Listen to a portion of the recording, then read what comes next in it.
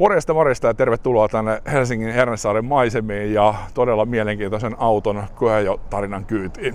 Ja mulla on tässä vieressä yrittäjä Petteri Kytölä, johon mä tutustuin tuolla Koivu TV-kuvauksissa. Ja Petteri työskentelee osteopaattina ja hänellä on vahva motocross-tausta ja siitä ihan hetken kuluttua lisää.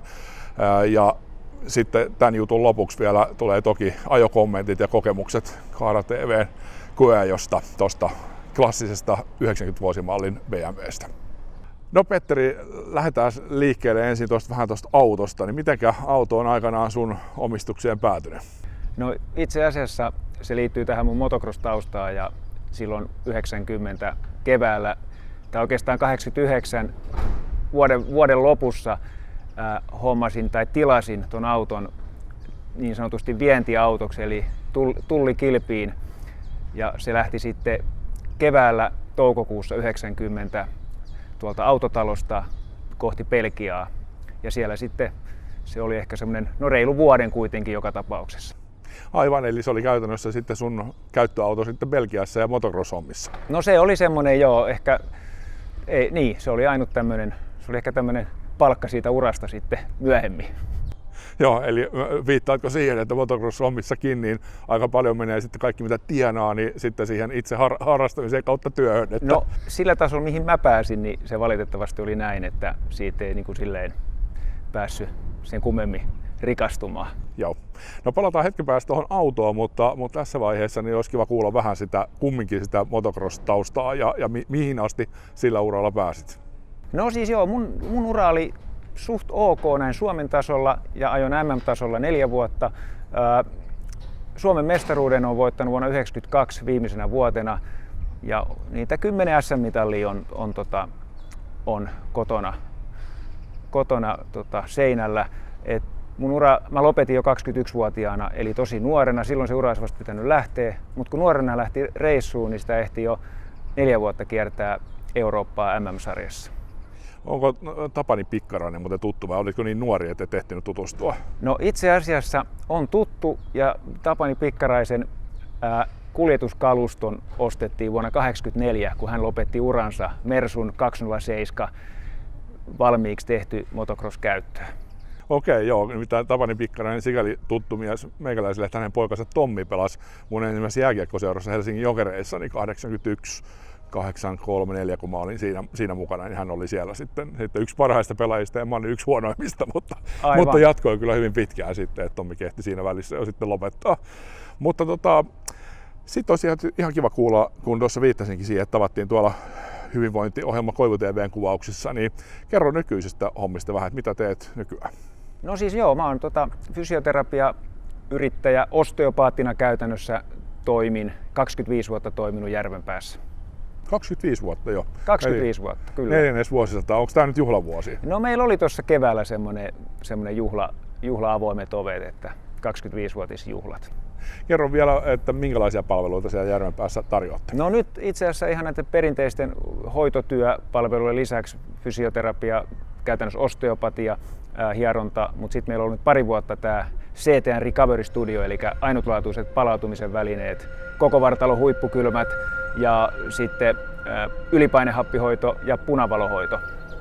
Ja näistä jutuista muuten on tulossa sitten Koivu TV:n, ja itse asiassa tuli tämä, ennen kuin tämä tulee ulos, niin se on ehtinyt jo tulla, että sitten kannattaa mennä Koivu TV:n sivuille katsoa koivutv.com, niin siellä näistä Petterin laitteista juttua. Mutta nyt palataan sitten BMW:hen ja kiva olisi kuulla sitten siitä BMW:n tarinasta vähän enemmän. Eli 90 auto tuli sinulle ja sitten milloin se lähti ja mitä sen jälkeen tapahtui? No joo, se oli sitten sen sai sitten reilun vuoden päästä tuoda niin sanotusti rekisteröidä Suomeen, niin kuin normaalisti näistä vientiautoissa on.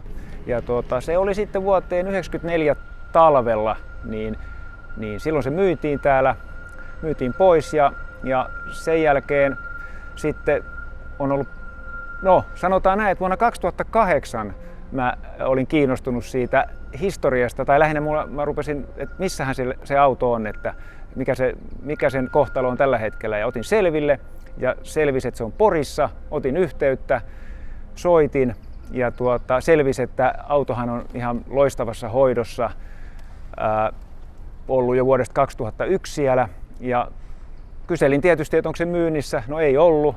Ja sitten tapahtui sellainen asia tasan 10 vuotta myöhemmin, niin tuli tekstiviesti, vieläkö kiinnostaa, vuonna 2018. Ja siinä meni viikko. Sitten seuraavana viikonvaihteessa junalla Poriin ja auto pois omaan käyttöön. Ja tämä oli siis 2018, joo, eli nyt se on ollut sitten 6 vuotta takaisin perheessä. Kyllä. Okei, ja 2018 tuli itsellesi, niin minkälaisia juttuja olet autolle sitten sen jälkeen tehnyt? No joo, sanotaan näin, että onhan siihen niin kuin tietysti vanhoihin autoihin, niin halusin saada sen ihan alkuperäisen näköiseksi. Ja tavoitteena oli tietysti saada se sitten tulevaisuudessa museorekisteriin. Ja nythän se on 3 vuotta museorekisterissä. Kyllä sitä on, itse en osaa kyllä tehdä niille mitään, mutta on hyviä ystäviä, kavereita, jotka hoitaa nämä rempat, niin kyllä siihen on tietysti rahaa mennyt toistakymmentä tuhatta sen jälkeen. Mutta auto näyttää kyllä hienolta ja voisin kuvitella, että myös sitten tuolla ajon puolella olet itse varmaan tietysti jonkun verran nautiskellut siitä, niin kuvaile vähän katsojille, että minkälainen tuommoinen BMW on ajaa ja muistatko niitä silloin 90, mikä se fiilis oli, kun sieltä Vehon autotalosta Kampista lähdit liikkeelle niin tuon auton kanssa. Mikä se fiilis oli? Kerro se ensin ja sitten sen jälkeen näitä nykyisiä kokemuksia. No hei, mietin nyt, sä oot 19 täyttänyt talvella ja sä ajat tuommoisen 535, niin olihan se niinku, eihän sen parempaa ollut silloin. Ja kyllä mä muistan siellä Euroopassa, lähinnä Belgiassa, niin kyllä sitä tuli testattuukin, niin kyllä se mittari sen 250 meni, että nehän lupasi, että 235, mutta mittari näytti 250 ja tasaisesti meni. No, se on näissä BMWissä ja muissakin saksalaisissa autoissa, varsinkin tietysti niin premium-merkkisissä tai premium-autoissa se, että siellä Saksan baanalle ne on tehty sinne ja aika harva niin kuin Suomessa kun ajetaan niin hiljaisilla nopeuksilla, niin ei niin kuin ymmärrä sitä eroa, että kun tehdään auto niihin 250 kilometrin nopeuksiin ja sitten tehdään 120, niin siinä on aikamoinen ero ja siellä on tosi paljon merkkejä, joilla ei ole niin kuin ominaisuuksia enää siellä 250 kilometrin tunnissa nopeuksissa, mutta taas sitten näissä on ja tosiaan voin kertoa, että kun aika monta kertaa siellä ajanut niitä nopeuksia, niin se on tosiaan aikamoinen kokemus sitten sellaisella autolla ajaa, joka on tehty siihen nopeuteen. Kyllä. Mitäs sitten nykyinen niin kun ajo ja fiilis, niin sä oot tietysti ehtinyt ajaa monenlaisia autoja välissä, niin miten vertailet niin kun tätä ja nykyautoa? No kyllähän se niin kun siinä on tehty semmoista remppaa, että se on aika hyvä, se alusta on aika hyvä, nyt ei mitään ihan vakio, mutta alusta on hyvässä kunnossa. Ja se mikä niinku panee niinku merkille, niin nehän on ihan älyttömän hiljainen. Siis se hiljaisuus on niinku todella, sen niinku aistii, että ehkä siihen aikaan, tai ei ole sen jälkeen ollut niin hyviä autoja kuin toi, mutta se on todella hiljainen. Tuo on mielenkiintoinen puoli, koska siihen kumminkin aina, kun valmistaja tuo jonkun uuden mallin, niin aina kerrotaan, että lisää on fyllinkiä ja paremmat ääniedistykset, hiljaisempi on. Ja sitten me tuollaisen 90-luvun viitossarjan Bemariin ja se onkin paljon hiljaisempi kuin nykyautot. Kyllä se kertoo jostain, että jossain kohti meitä vähän vedetäänkö höplästä. Niin, mutta kyllähän se tietysti nykyauto semmoinen, niin onhan se tietysti 34 vuotta vanha, että sit pitäisi panna vielä rahaa ja ehkä moottoriikin vähän tehdä jotain. Mutta alusta on kyllä hyvässä kunnossa ja ihan hyvä ajettava. Todella hyvä. Mitäs sitten niin kuin tekniikka, niin jos kerrot vähän, että minkälainen tuo 5,5 on sitten, niin kuin teho, vääntö ja tämmöiset asiat? No siis vääntöähän siinä on mun mielestä ihan ok, mutta eihän se mikään tykki ole. Muistaakseni siinä oli joku 7,7 sekkaa 0-100 luvattiin ja 211 hevosvoimaa. Ehkä se ei nyt ole enää ihan niin tehokas kuin silloin uutena, mutta ei se mikään tykki ole, mutta siinä on niinku just vaihteisto on tosi semmoinen 5-vaihteinen manuaali, niin aika semmoinen harva niinku. Ykkönen on lyhyt, mutta sitten on aika harva sellainen, että ei se mikään ralliauto kyllä ole kuitenkaan. Mitäs sitten kulutuspuoli, oletko yhtään sitä seurannut? Sen muistan, että no en ole silleen seurannut, mutta että kaupunkeja jossain 17 litraa luvattiin, sen mä muistan, että ehkä se semmoinen 10 menee 10-11 normiajossa, 9-11. Tuossa kun otin kuvia autosta lähempää, niin sanoit, että muistat vielä hinnan, jonka maksoit. Mikä se oli? No joo, siis muistan hyvin tarkkaan sen, että auton verollinen hinta oli, listahinta oli 406 000 markkaa. Ja mä laskin, että jos siinä olisi ollut näiden lisävarusteiden kanssa, niin se olisi ollut joku 480 000 markkaa.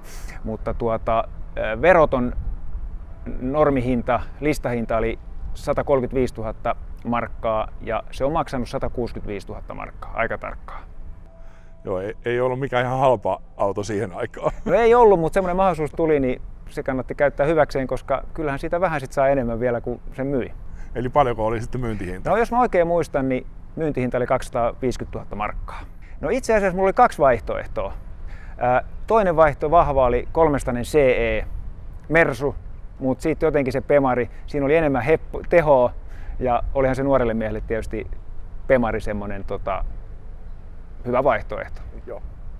No minkälainen tunne oli sitten, kun sinne Poriin menit ja näitä autoja näit, että sitä oli tosiaan pidetty hyvin ja teit kaupat, niin mikä fiilis siis oli? Olihan se hyvä fiilis kyllä, että se oli hyvä perhe, pariskunta, jotka vähän harrasteli Pemareita, niillä oli semmoinen E38 M5 kanssa ollut pitkään ja tosiaan he vaihtoi sen siitä X5. X5 myivät sitten sen autoliikkeessä, meni se M5 ja sitten tämän mä hain pois sitten tämän mun vanhan auton. Ja mikä oli fiilis sitten, kun ajelit takaisin kotiin päin sieltä? No joo, Ulvilas, kun se oli Humppilassa, piti pysähtyä vähän kuvaamaan ja onhan se auto aika paljon muuttunut se ulkonäkö niistä ajoista. Joo. No mikä sulla on suunnitelma auton suhteen, tai jotka pitää nyt sitten loppuikäsi auton perheessä? No sanotaan, että jos se ihan pakko on, niin en mä kyllä siitä mihinkään luovu. Eli säilyy talossa. Joo, ja toihan on sellainen herkku ja noin upeassa kunnossa, ja vielä sitten jos haluaa, niin vielä sitten niin kuin mainitsit, niin saattaa olla, että jotain tulet tekemään, niin sehän vaan paranee niin sanotusti vanhetessaan. Kyllä, ehdottomasti.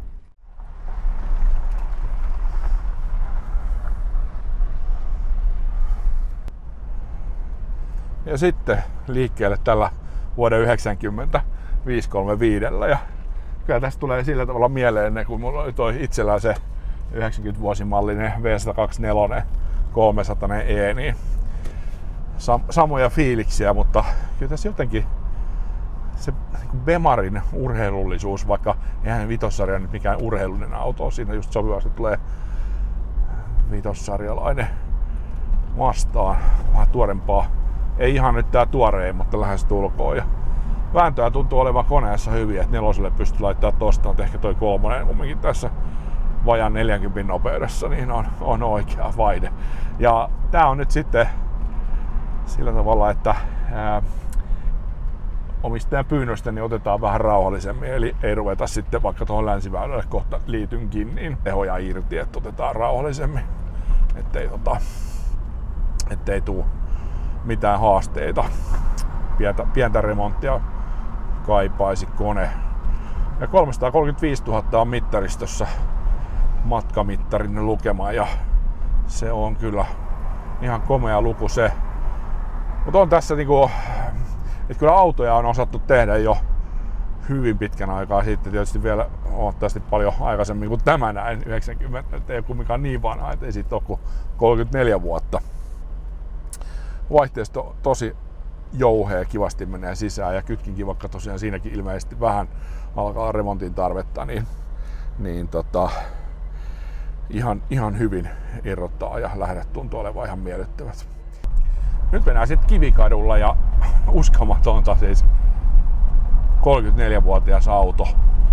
Okei, ei ajeta lujaa, mutta 30, joka jos nyt oikein muistan, niin tässä on 30 rajoitus.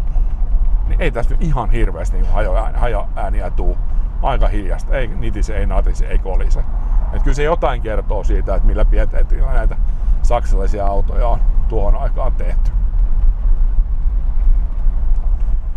Ja sen vielä sanon tästä ajoasennosta ja fiiliksestä tässä autossa, niin mä voisin ihan hyvin ajaa arkiajoni tämmöisellä autolla. Ja mitä tulee niin kuin vanhoihin, vaikka BMW-merkkisiin 3-sarjalaisiin tai 5-sarjalaisiin, niin siellä käytetty markkinoilla tämmöiset niin sanotut klassikkovehtiöt, niin mä itse luultavimminkin, kun hankin tai jos hankin, niin haluan sen sitten manuaalivaihteisena.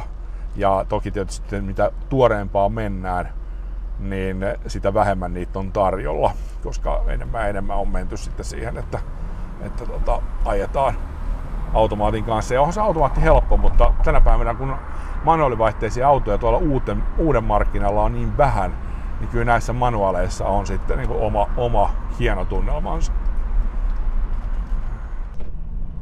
Näin, ja sitten aletaan kohta kuuntelemaan tuossa rengashuminaa ja muuta ääntä, jota nyt ei sitten hirveästi ole tarjolla. Mä tosiaan lupasin Petterille, että mä en rupea tässä mun perinteisessä kiihdytyspaikassa kiihdyttelemään, niin mennään ihan rauhassa. Joo, on kyllä hyvä vääntö, koska tossakin aika pienillä kierroksilla alle 2000, niin mennään jo tonne 5. Ja tietysti eri vaihteiden kautta, niin nyt mennään 80. On muuten siis ihan käsittämätön. Justiinsa oli edellisessä ohjelmassa, jonka ensiesitys oli eilen keskiviikkona, eli syksyn 2024 kolmennesohjelmassa, niin uusi Renault Scenic, joka peukeutin 3008 elektrikki- eli sähköauton kanssa, niin on yksi hiljaisimpia niin kuin sen hintaluokan autoja. Niin uskomattoman hiljainen, mutta kyllä on hiljainen tää. Ja nyt tulee ohi, niin ohjaajo melukin on todella pientä. Käsittämätöntä, että näin hiljaisesti on pystytty tekemään autoja jo vuonna 1990. Ja kyllähän se sitten kertoo jotain niin kuin autosuunnittelusta ja niin kuin sanoinkin tuossa haastattelussa, että on se vaan semmonen, että toivoisin, että tämä asia jollain tavalla tulisi agendalle. Jonkun verran tuolta moottorista tulee niin moottorin ääntä, mutta aika vaimeeta. Kerrokset tosiaan kierroslukumittarin mukaan niin on alle 2000. Ja lämmöt pysyy hyvin, koska tässä tosiaan pientä haastetta tuossa kannen kanssa nyt tällä hetkellä on, niin ei viitti sitten kisutella ja mennään tämmöstä rauhallista 80 nopeutta. Mutta todella hiljainen auto. Ainoa ääni oikeastaan on, että pieni ohjaajo meteli, kun joku menee ohi, ja sitten ihan vähän tulee moottorista. Tuolta edestäpäin ei pakoääntä, vaan moottorin ääntä. Mutta siinä se, kuunnellaan. Nyt kuuluu.